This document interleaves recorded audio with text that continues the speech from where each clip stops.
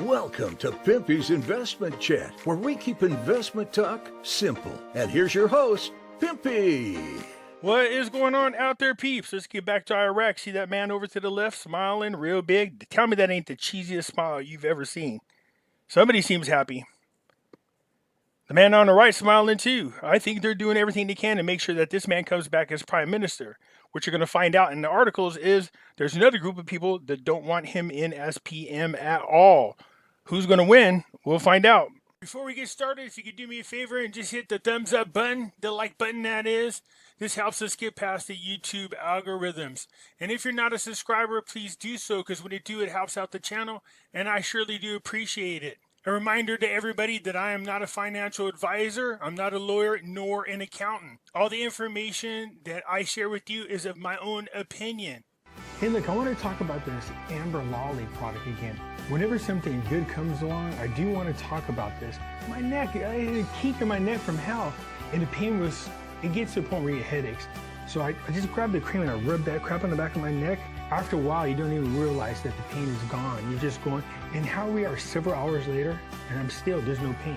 And it works really quick. I like that. So joint pain and muscles, sore muscles, nice. And then here's the thing about me. I get offered all the time. People want to come on, they want to be sponsors, they want to be this. My thing is, if I don't use your product, I'm not interested. You know, I could sell out everything and make a ton of money, but no, you know, my subscribers to me are very important. But this product here, absolutely, I'm going to endorse this. I like it a lot. AmberLolly.com. Hey folks, just a quick reminder that back in 2008 and 9, a lot of people lost all of their retirement savings in their 401ks and IRAs because they did not own gold and silver. Yeah, that's right. Gold and silver protects you from a market crash. So do yourself a favor, protect your retirement by purchasing gold and silver. You can go to moneymetals.com, reach out to them, and they will help you set yourself up to protect you and your family from having to start all over from scratch. If you're a first-time buyer and you spend more than $100, use promo code Pimpy, P-I-M-P-Y, and they will send along with your order a free half ounce of silver. So folks, do yourself a favor, head on over to moneymetals.com and protect you and your family from a market crash, as well as inflation. So head on over to moneymetals.com and buy gold and silver. That's right, you could personally own it and have it. And keep in mind, if you spend more than $100 on your first purchase, use promo code Pimpy, P-I-M-P-Y, and you will get a free half ounce of silver. For those of you looking for my address, there it is right here. You guys know I have this alternative website. I encourage you guys to go check it out, because over here we do have videos that I cannot play on YouTube and videos that have been banned from YouTube. All proceeds go to finding life's purpose.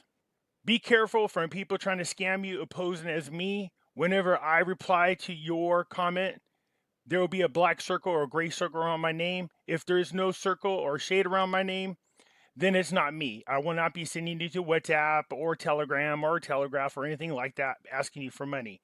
From time to time, I will use material that is considered copywritten. I am just posting this to let you know that I am exercising my fair use rights. All right, so real quick before we get into the articles, I'm going to play this here because there's a couple people commenting say, well, what does the political stuff have to do with the Iraqi dinar? Well, you can tell they're definitely new, so let's go ahead and educate them real quickly on why it's important that we pay attention to the political scene in Iraq, shall we? Price. Mudra further learns that the economic and political conditions of the issuing country affect the price of the currency. If the country is going through a political conflict or an economic crisis, then the value of its currency may go down. The value of a currency is also linked to the future prospects of its issuing country. A country is said to have good future prospects if it has inflation and unemployment under check and sound economic policies. Good prospects may lead to increased demand and hence higher value. Thus, Mudra learns that the price of a currency is the result of not one but several factors.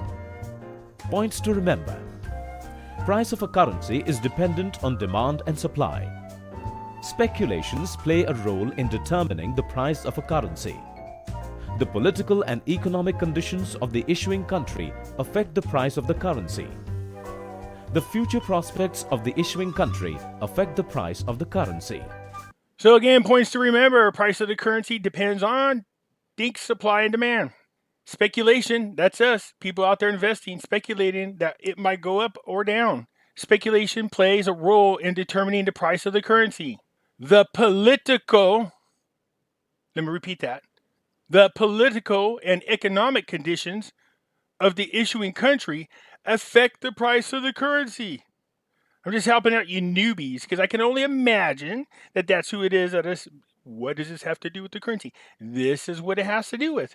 You see, it's just not a matter of, oh, it's there, that's the price. No, there are other factors in there. That's why I tell you guys all the time, look, I know a lot of people are waiting for an RV or an RI. I said there's other things that we could pay attention to that will let us know whether the currency is going to go up or not.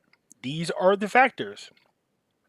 The future prospects of the issuing country affect the price of the currency. While we know the political part is started to become more stable, although there are some tensions there now, but it used to be in total chaos before.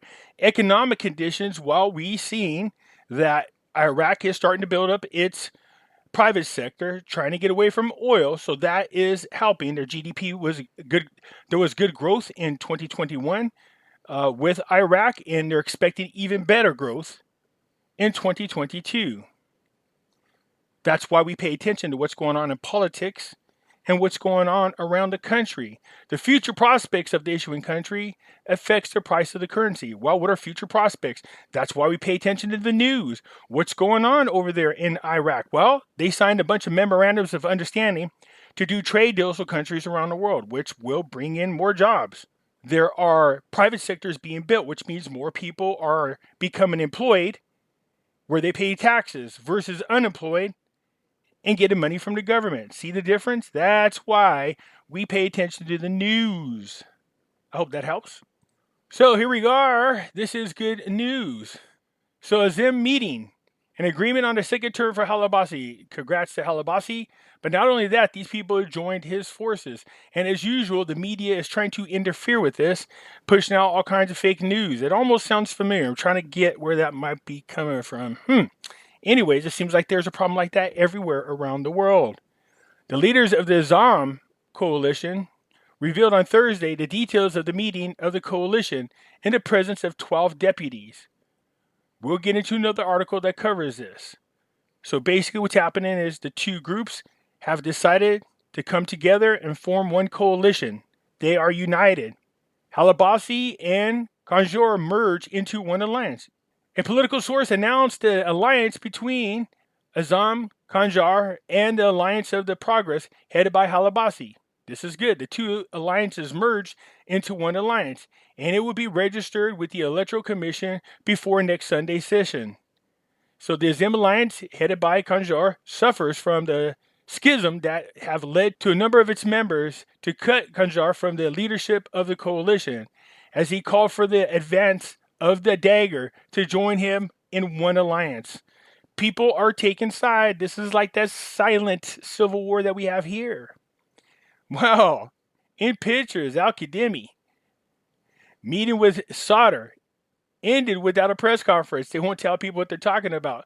But one thing's for sure, this guy's got a big cheesy looking smile. So whatever they're talking about, I'm sure Al-Sadr's telling him, look, I'm going to find a way one way or another. If I have to throw up dogs against you, cats against you, whatever it takes to make sure that they have no choice but to choose you as their prime minister. So Al-Qademi meets Al-Sadr in Ahana. We just saw that. They said the meeting comes amidst a political decision between the Sadr's bloc, which won the most seats in the election, and other forces to form the new government, according to the leaks. Leaks, we have that here too. Al-Qademi's name is amongst other candidates that Sadr presented to the political forces to form the government. Remember the articles yesterday said he put in with Al-Qademi's name candidates that are worse than him that he knew the other team wouldn't like. That's really slick, man. So Al-Qademi arrived earlier today, which was Thursday, in the Najaf government and had an extensive meeting with the directors of the health, municipal, educational, and investment departments of the Najaf government and the governors of the government in the presence of a number of ministers, security leaders, and advisors. See, to me, Al-Qademi is just moving forward like he has one. It's very interesting. I love that. So what is going on? Fitch, unemployment has risen in the 3 Arab countries, including Iraq. Basically goes in here to say, look, the youth are having trouble getting employed. Why? Because of the RONA. They have these shutdowns. It makes it hard for them to get employed. It's causing problems with the youth, and that's not good in these 3 countries. So the number of unemployment is increasing. We don't want to see that happening. I wish it would just open up the damn economies around the world. We know what's going on. We know it's BS. Come on now, people.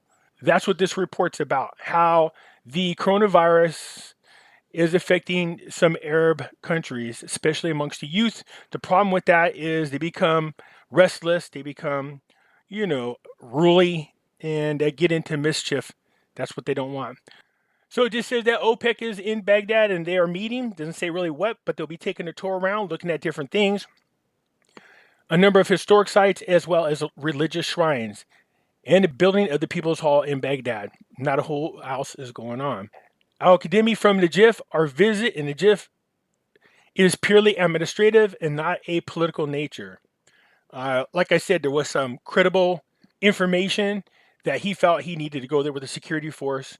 My guess is there are people who are threatening Sauder's life. And so Al-Qademi, I'm only guessing people, I'm speculating, but Najaf is where Sauder is. So I'm sure what you're doing is just making sure he's protected. Remember, he is fighting the fact that Iran wants to influence the government. And I'm sure they're not going to take it lightly. Ask Al-Qademi. They use drones to bomb his house. Anyways, Al-Qademi is just assuring him that it's not there on political nature. It was there for something totally administrative. Said to be in Najaf, the city of commander of the faithful, religious reference, and great historic legacy. The province needs a special statue because of its privacy. Of course it's privacy. They're not going to tell you how they're setting up safeguards to make sure that al-Sadr is safe. So basically that's what this thing is. It's just them explaining to the religious leaders, look, they're only there for administrative reasons, nothing political, which to me it's all tied in together. But he also said to them, we instructed the component government agencies to form a special municipality in the old city of Najaf Governorate, and a decision was issued to define the boundaries of the municipality due to its sacred and historic nature, and to preserve the city's history and heritage, and not to distort it. Toller came out to talk to Saleh. They stressed the establishment of peace and easing of tensions. Well, it's pretty... I don't think there's much as tension as people think. Don't get me wrong. We do have some rogue people dropping missiles and drones on people, but they're being interfered with. They're being intercepted. So right now, there's no real threat at the moment. But he's talking about because the base where these missile and drone attacks took place are not only Iraqi bases, but also American soldiers are there as well. He's just wanting to make sure that the American soldiers are protected, as well as Iraqi people. America says it remains strongly committed to its multifaceted strategic partnership with Iraq. The United States renewed its commitment to support Iraq and to continue the strategic partnership between the two countries. So they were just there to give thanks to the 101st anniversary of the founding of the Iraq Army. It says we join the Iraqi friends and partners in honoring the service and sacrifices of the Iraqi forces. Torching the statue of Qasem Soleimani. Whoa. They want to complain about Trump killing this terrorist. Him and the other 8 ones. But they erected a statue over there in Iran. And what happened? Somebody from Iran burnt it down. That's all this is about. It was literally hours after the statue was put up of Qasem Soleimani, somebody burnt it down. So you can see there's not a lot going on. Basically, a lot of it is just articles talking about the different alliances that are being formed. Of course, Maliki's doing all he can to help Iran have as much influence in the government as possible.